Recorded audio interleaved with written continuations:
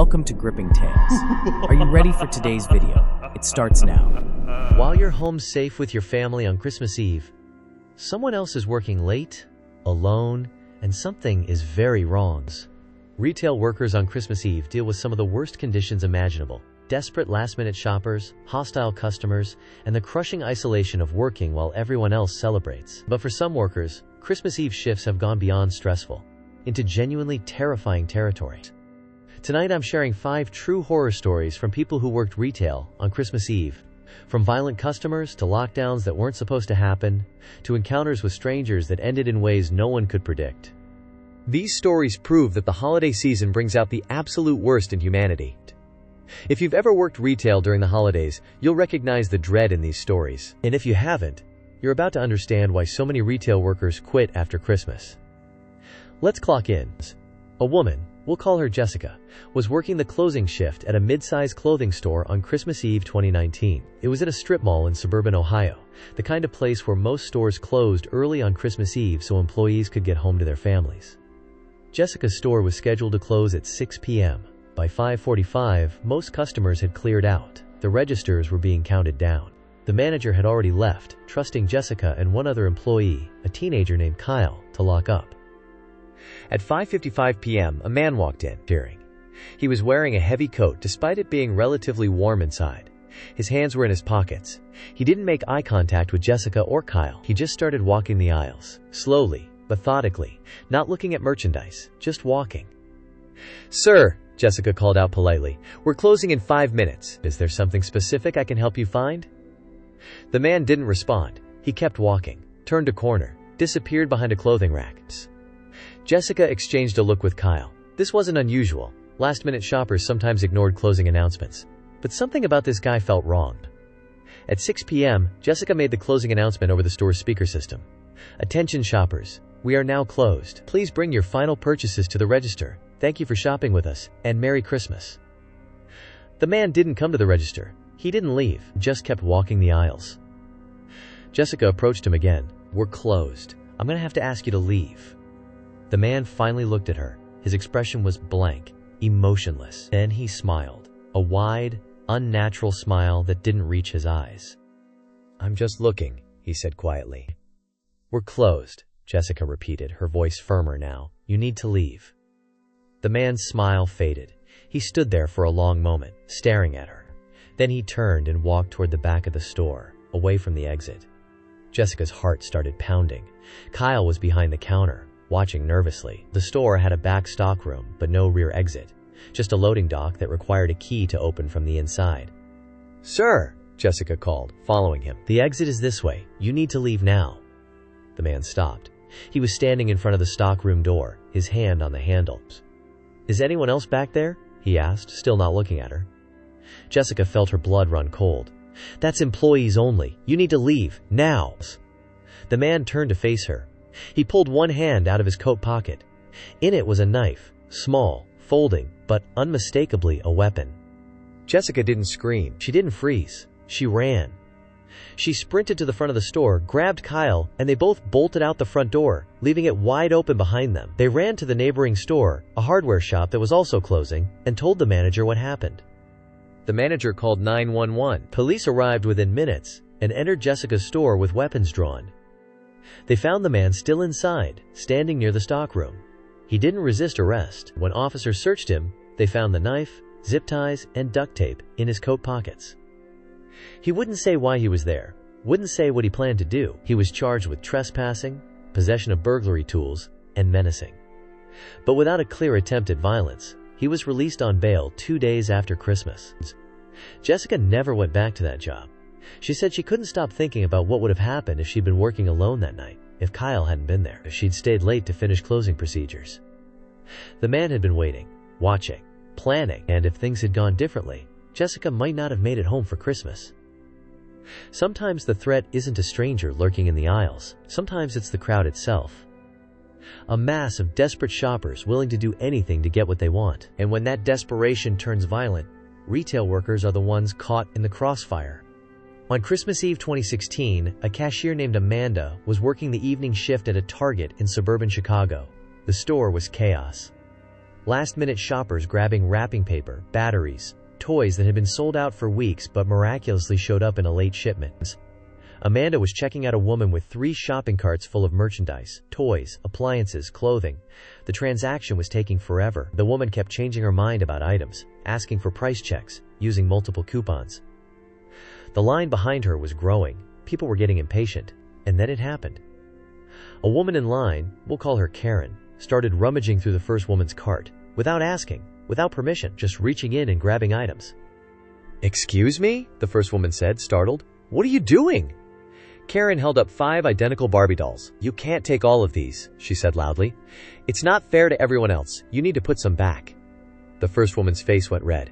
"Those are for my daughters. I'm buying them. Get your hands out of my cart." "You're being selfish," Karen shot back. "It's Christmas Eve. Other people need these too." And then Karen threw one of the Barbies at her. The Barbie box hit the woman square in the chest. The woman shoved Karen. Karen shoved back. And within seconds, they were full-on fighting, pushing, hitting, screaming at each other while other customers watched in shock. Amanda tried to intervene. "Stop, please. Please stop." But the women weren't listening. Karen grabbed another Barbie doll and started using it as a weapon, swinging the box at the other woman's face. One of the corners hit Amanda directly on the lip, splitting it open. Blood poured down Amanda's chin. She stumbled back, holding her mouth. The women kept fighting. Amanda's manager rushed over, saw the blood, and immediately called security and the police. It took 3 security guards to separate the 2 women. By the time cops arrived, Amanda was sitting in the break room with ice on her face, still bleeding.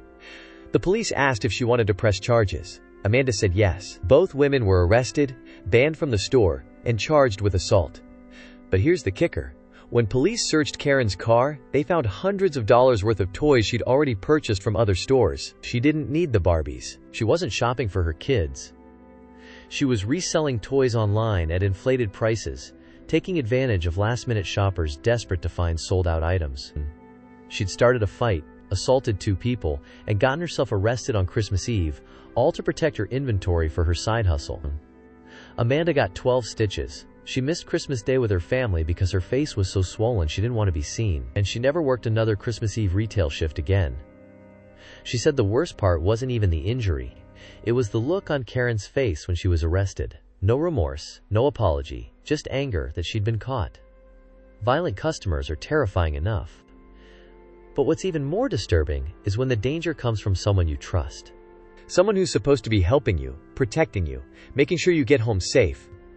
This story comes from a woman who shared her experience anonymously online. She was working at a mid-range women's clothing store during the Christmas season in 2018. It was an especially busy day. Shoppers everywhere, the fitting rooms packed, people stressed and frantic. A customer asked if she could use the public bathroom. The employee said yes, of course, thinking nothing of it. The employee was working in the fitting room area, running back and forth getting sizes for customers. When she approached the fitting room after a few minutes, the customer who'd used the bathroom came up to her. "You're going to need to clean up in there," the woman said quietly. The employee assumed the woman was complaining about the state of the bathroom. Maybe someone had left paper towels on the floor, or the trash was full. "Oh, I'm so sorry," the employee said. "I'll get to that right away." "No," the woman said, her face pale. "I'm so sorry." And then she left. The employee walked to the bathroom, opened the door, and immediately gagged. The entire bathroom was covered in feces. Not just in the toilet or walls. On the floor. On the sink. It looked like someone had sprayed the room with a hose full of diarrhea. There was a mountain of feces next to the toilet, and someone had placed a single square of toilet paper on top of it, as if that somehow made it acceptable. The employee stood there in shock. She'd worked retail for 3 years. She'd seen messes. But nothing like this. She went to her manager, a woman who'd been with the company for over a decade. There's feces all over the bathroom," the employee said. "Like, everywhere. I think this is a health hazard. We need to call someone." Her manager's face went white. "I have OCD," she said quickly. "I can't even think about that. I'm going to have a panic attack. You need to clean it up." The employee stared at her. "So want me to clean up human feces? I make $11 an hour." "Just get the mop and bucket," the manager said, walking away. We're too busy to deal with this right now." The employee knew it was probably against labor codes. She knew she could refuse. But it was Christmas Eve week. She needed the job. And arguing would only make things worse. So she filled a mop bucket with water, grabbed cleaning supplies, and wheeled it toward the bathroom. But the back area had carpet near the fitting rooms and tile in the bathroom, with a small lip between them. As she wheeled the bucket over the lip, it caught, tipped, and spilled gallons of water directly into the feces-covered bathrooms. The water mixed with the feces, creating a river of contaminated liquid that flooded the bathroom and spilled out onto the carpet. The employee stood there, watching feces water seep into the carpet, and realized she was about to cry. Her manager came running, saw the flood, saw the carpet, and screamed, "What did you do?" "You told me to clean it," the employee shouted back, finally breaking. "I make $11 an hour. This isn't my job. This is a biohazard." They had to close the entire fitting room area for the rest of the day. Professional cleaners were called. The carpet had to be replaced. And the employee? She was written up for improper handling of cleaning equipment. She quit 2 weeks later. She said she still has nightmares about that day. Not just the feces, but the fact that her manager, someone who was supposed to protect her employees, had forced her to deal with a biohazard for minimum wage on one of the busiest shopping days of the year. And somewhere out there, the woman who destroyed that bathroom walked out of the store, went home, and probably had a nice Christmas Eve dinner with her family. At least that employee had a manager present, even if she was useless. But imagine being the only person left in a store, late at night, with no backup, no support, and something going very, very wrong. This story comes from a retail worker named Marcus, who was working at a mall store in California on Christmas Eve 2020. It was 9 p.m., 1 hour before the mall closed for Christmas Eve. Most stores had already shut down early, their gates pulled, employees gone home, but Marcus's store, a small electronics shop, was staying open until the official 10 p.m. close time. Marcus was the only one working. His manager had left at 8 p.m., trusting him to close up. It was a slow night, just Marcus, a few stragglers in the mall, and the hum of Christmas music playing over the speakers. At 9:30 p.m. the music stopped. An announcement came over the mall's PA system. "Attention! The mall is now in lockdown. All shoppers and employees, please remain in your current location. Do not attempt to leave the building. This is not a drill." Marcus's stomach dropped. Lockdown? He'd never heard that announcement before. He pulled out his phone to check the news. No alerts. No notifications. Nothing. He tried calling his manager. No answer. He tried texting the mall's security office. No response. The few remaining shoppers in the mall had stopped walking. Everyone was looking around, confused, scared. Some were pulling out phones. Others were asking each other what was happening. Marcus stayed in his store, watching through the glass storefront as the mall emptied. Shoppers were being directed toward exits by security guards in yellow vests. Within 10 minutes, the mall was nearly empty. Except Marcus was still locked in his store. He tried the gate. It had automatically locked when the lockdown was announced. He couldn't raise it. He couldn't get out. He called security again. This time, someone answered. "Why am I locked in?" Marcus asked. "What's going on?" The security guard sounded confused. "Locked in? You should have been evacuated with everyone else." "I wasn't," Marcus said, panic rising in his voice. "I'm still in my store. The gate locked. What's happening?" There was a pause. Then, "Hold on. Let me check with my supervisor." Marcus waited. 5 minutes. 10 minutes. No one called back. He could see through the gate that the mall was completely empty now. No shoppers. No employees. Just empty corridors and dim lighting. It felt post-apocalyptic. Wrong. At 10:15 p.m., a security guard finally appeared, jogging toward Marcus's store. He unlocked the gate manually. "Sorry about that," the guard said, breathing hard. "System glitch. The lockdown wasn't supposed to happen. Someone hit the wrong button." Marcus stared at him. "A glitch? You locked me in here for 45 minutes on Christmas Eve because of a glitch?" The guard shrugged. "Like I said, sorry. You're free to go now. Merry Christmas." Marcus grabbed his stuff and left. But as he was walking out of the mall, he saw something that made his blood run cold. Police cars, lots of them, parked near the south entrance of the mall, lights flashing. He approached one of the officers. "What happened?" The officer looked at him. "You work here?" "There." "Yeah, I just got let out. Why?" "There was a report of an armed individual in the mall. We cleared the building. You should have been evacuated." "Oris." Marcus felt his knees go weak. Armed individual. The lockdown wasn't a glitch. It was real. "Did you catch him?" Marcus asked us. The officer shook his head. "We didn't find anyone, but we're still checking the building." Marcus drove home in a daze. He never got confirmation about whether the threat was real or a false alarm, but he knows one thing. He was locked in a store, alone, while police were searching for an armed person somewhere in that building. And no one told him. No one came for him. He was just forgotten. Marcus quit his job 2 weeks later. He said he couldn't go back into that mall without feeling the same creeping dread. The feeling of being trapped, alone, while something dangerous moved through the empty corridors, unseen. Being forgotten during a lockdown is terrifying, but sometimes the most disturbing part of working Christmas Eve isn't what happens in the store. It's what happens after your shift ends, when you're walking to your car alone in the dark. This final story comes from a woman named Rachel, who was working at a department store in Pennsylvania on Christmas Eve 2017. Her shift ended at 11 p.m.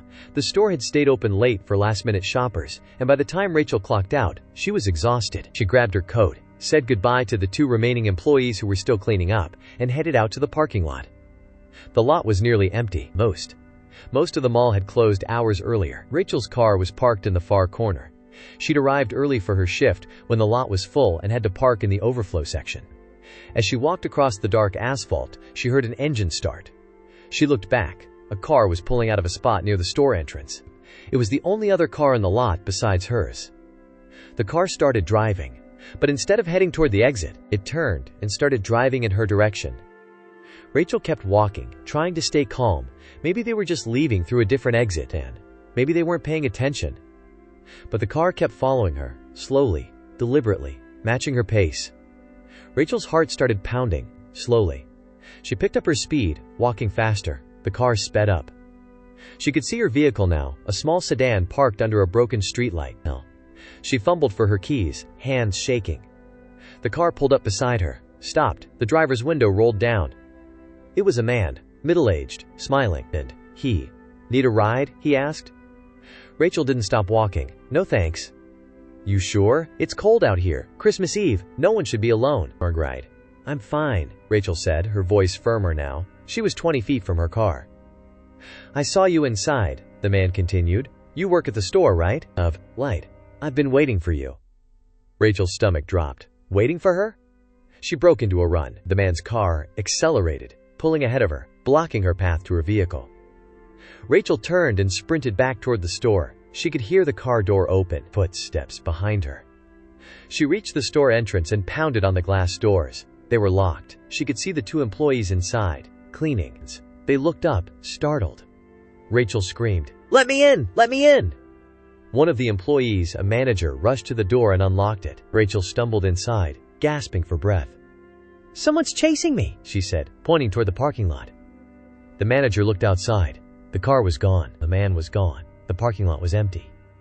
The manager called the police. Officers arrived, took a report, but there was no security footage of the parking lot in that area. The broken streetlight had been out for weeks. No one had seen the man's license plate. Rachel's co-workers walked her to her car. They waited while she locked the doors, started the engine, and drove away. But Rachel said she couldn't stop shaking for hours. She never found out who the man was, never found out what he wanted, but his words haunted her. "I've been waiting for you."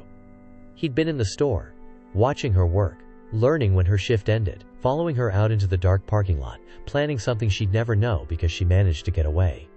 Rachel transferred to a daytime shift after that. She never worked another Christmas Eve.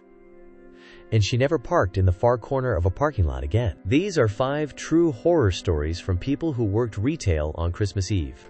From customers with weapons lying in wait, to violent brawls over toys, to managers who abandoned their employees in biohazard situations, to lockdowns that trapped workers alone with potential threats, to predators who stalked employees in dark parking lots. These stories prove that Christmas Eve is one of the most dangerous nights to be working retail. If you work retail, especially during the holidays, here's what you need to know. Trust your instincts. If a customer makes you uncomfortable, get a manager or coworker involved immediately. Never close alone if you can avoid it. Always walk to your car in groups, or ask security for an escort. And if someone threatens you or makes you feel unsafe, don't hesitate. Call the police. Your safety is more important than any sale, any customer, any corporate policy. To everyone else, remember that retail workers are people. They're missing time with their families to help you find last-minute gifts. Be kind, be patient, and please, for the love of everything, don't fight over Barbies. Thanks for watching, and to all the retail workers out there, thank you for everything you do. You deserve so much better than what you get. Stay safe this holiday season. Thanks for watching. Every ending hides the beginning of another tale, and ours is already on its way. Stay tuned. You'll find the next chapter right here, and soon.